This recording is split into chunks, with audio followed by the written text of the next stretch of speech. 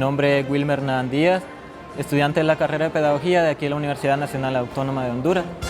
En esta ocasión les quiero presentar lo que es un libro muy preciado para mí, que es La Pedagogía del Oprimido. La Pedagogía del Oprimido fue elaborada por Paulo Freire. Paulo Freire fue un pedagogo brasilero, quien en el desglose de su temática, de esta temática, pronuncia que nosotros como pueblo debemos de decir nuestra palabra, pedagogía del oprimido, no para el oprimido, sino la voz de aquellos sin voz. Entonces, en primer lugar, como parte del movimiento indígena hondureña, indígena lenca, este libro me ha servido de mucho para comprender y dar una interpretación cultural sobre nuestras propias prácticas. Es a raíz de la lectura de este libro y otros que yo he podido ver y analizar y reflexionar sobre ciertas prácticas pedagógicas dentro del ámbito de la educación, como también en el ámbito comunitario, ¿no? Él plantea situaciones como del opresor, el oprimido, ¿qué sucede ahí? Y ahí existe un proceso total de esclavitud, en donde el opresor, en alusión de su poder, que lo condensa a su poder, se aprovecha de ese poder para oprimir a otros, y los oprimidos somos la mayoría. Es por ello que aquí en Honduras nosotros lo podemos contextualizar de una forma exacta. El 70% de la población vive en calidad de marginación. Entonces, esta teoría viene a nosotros a dar argumentación a que nosotros podamos brindar criterios totalmente objetivos sobre esa realidad, ¿no? Entonces, la primera parte que me incita a mí a leer sobre pedagogía del oprimido es para despertar esa curiosidad y desmantelar todo lo que está oculto en nuestra realidad. Esa violencia cultural, esa violencia simbólica que existe en nuestros pueblos, a través de este tipo de lectura nosotros podemos discernir y pensar de cómo podemos revalorarnos nosotros como sujetos de transformación. Porque muchas veces en las escuelas, en las instituciones educativas, nos incitan a repetir.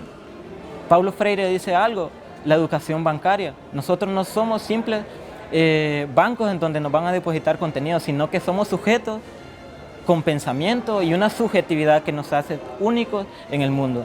Entonces, bajo esa perspectiva del humanismo, nos hace ver que los procesos de educación desde las instituciones educativas se ha venido manejando bajo ese sentido de seguir reproduciendo un mismo sistema, un sistema de desigualdad social, un sistema que no garantiza derechos humanos. Y ese es otro punto, que de Paulo Freire nosotros podemos ver de que la educación en nuestro país y en los lugares vulnerabilizados, como ser los pueblos indígenas y garaipunas de Honduras, la educación se muestra como una oportunidad y no como un derecho inalienable a todo ser humano. Pero, ¿qué pasa? Cuando no existen centros educativos, cuando no existen centros de salud, existe lo que es otros indicadores como ser la migración. Pero ojo con esto, la migración es un hecho o es un derecho de todo ser humano, pero en los discursos políticos de grandes economicistas se maneja de que nuestra economía de nuestro país se dinamiza por las divisas ejercidas por los migrantes. Pero hay que aclarar algo. Nosotros, nuestras comunidades, realmente la voluntad de emigrar no es tan propia del ser humano, sino lo que se da es una cuestión de desplazamiento. Un desplazamiento forzado, porque no hay garantía para comprarse una pastilla, no hay garantía para llevar al hijo o a la hija al centro educativo. Entonces lo único que queda es migrar a otros lugares bajo esa connotación de desplazamiento, porque no existen garantías en materia de derechos humanos. Otra de las cuestiones que plantea Paulo Freire en su libro y en sus demás libros incita mucho a lo que es el diálogo. ¿Por qué? Porque en esta sociedad se ha visto muy mecanizada, muy comercializada y muy poco nos permite dialogar con las demás personas. Muy poco nos permite acercarnos a la realidad del otro y de la otra persona. Entonces, bajo este punto, la filosofía del ser humano debe ser concerniente, de que el otro me concierne a mí y que su realidad se ve muchas veces vulnerabilizada por mi apatía, por no mezclarme en sus problemas. Pero obviamente si nos vamos a mezclar en los problemas de la otra persona, debemos de tener muy claro ese marco ético, ese marco de valores, en donde nosotros realmente vamos a llegar a reconstruir, a crear esa razón de ser, a darle una apertura o una comprensión real de nuestra realidad.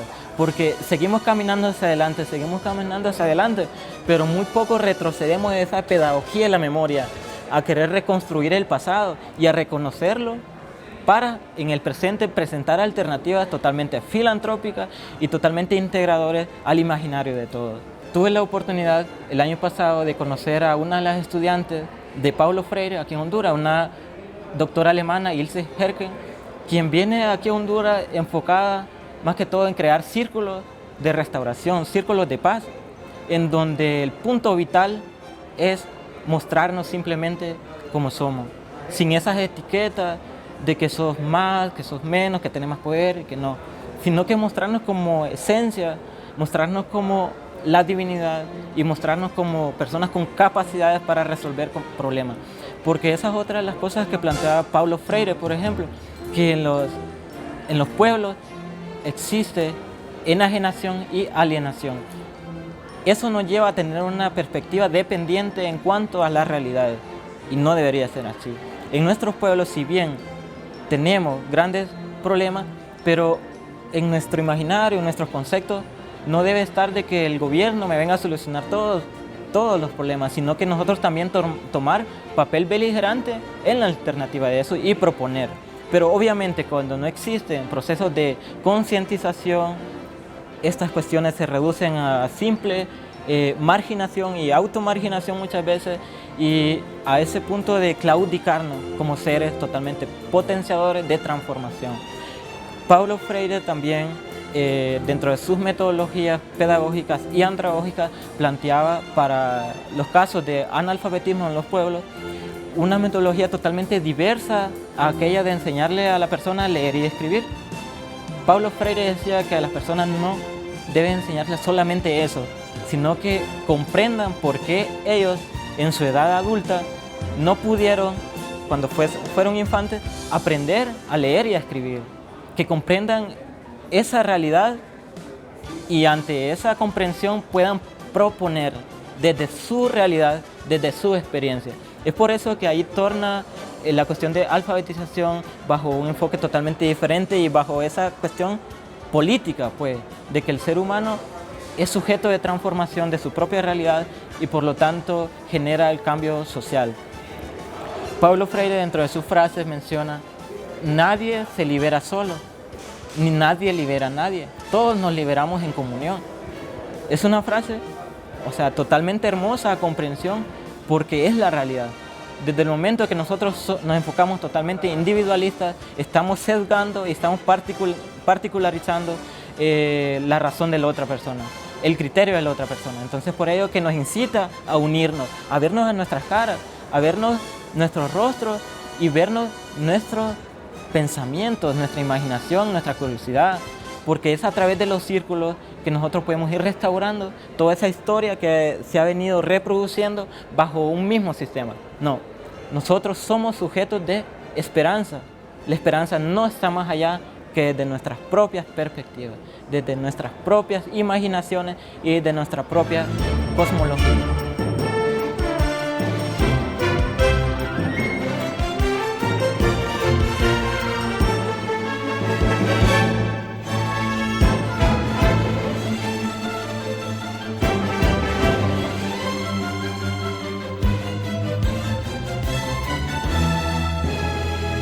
Paulo Freire plantea desde su teoría política que los centros de educación, ya sean superior o medio, deben de fomentar o garantizar espacios de interculturalidad. Aquí en nuestra universidad ha sido un desafío de parte de quienes organizan la universidad y de parte de nosotros, los estudiantes. Si bien en la actualidad existe un gran rezago en brindar espacios para que nosotros, pueblos indígenas y garífunas de Honduras, podamos mostrar nuestras particularidades y la esencia de nuestra cultura. la esencia de nuestra cultura bajo ese principio de progresividad, que también es un principio declarado en materia de derechos humanos. Si bien este tipo de lectura totalmente directa nos lleva a comprender estos problemas sociales, pero hay que ir más allá de eso también, porque la lectura no solo significa agarrar un libro y leerlo, sino que necesita también comprensión, reflexión y acción. Y es justamente en la práctica, en esa acción, que nosotros revalorizamos qué tanto hemos sido concientizados bajo estas líneas políticas o teóricas. Porque también se da el otro caso, nosotros en el occidente, bajo esa realidad de concesiones a ríos, minas y catalogados lugares, bajo esa categoría de zonas rurales, zonas marginales, zonas en alto grado, índices de analfabetismo y pobreza, no tenemos tanto acceso a libros o tanto acceso a ese nivel de conocimiento, ¿no? Entonces, nuestra lectura como indígena, en este momento que como indígena les estoy hablando, es esa lectura del mundo, esa lectura de la realidad familiar, esa lectura de la realidad comunitaria y esa lectura sobre mí mismo, sobre cuál es mi papel en el desarrollo social y comunitario de mi pueblo, de nuestros pueblos.